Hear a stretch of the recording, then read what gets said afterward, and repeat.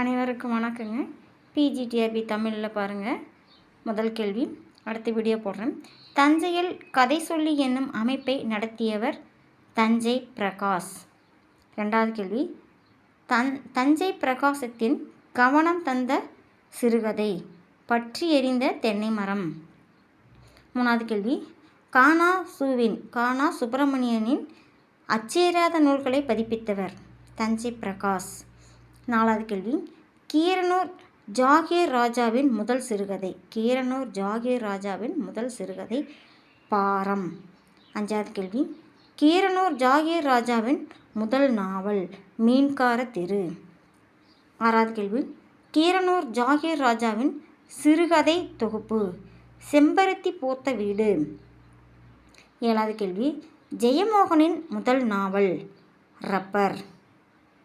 எட்டாவது கேள்வி, சொல் புதிது என்னும் சிற்றிதழை நடத்தியவர் ஜெயமோகன்.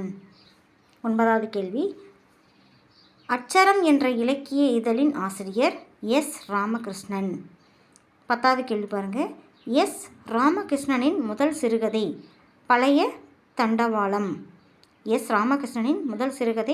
தண்டவாளம். இந்த வீடியோ உங்களுக்கு பிடிச்சிருந்துன்னா லைக் பண்ணுங்கள், ஷேர் பண்ணுங்கள், சப்ஸ்கிரைப் பண்ணுங்கள். சப்ஸ்கிரைப் பண்ணிங்கன்னா தான் உங்களுக்கு போடுற வீடியோ எல்லாமே வரும். டெய்லியுமே வீடியோ போடுவேன் பாருங்கள். நன்றி, வணக்கம்.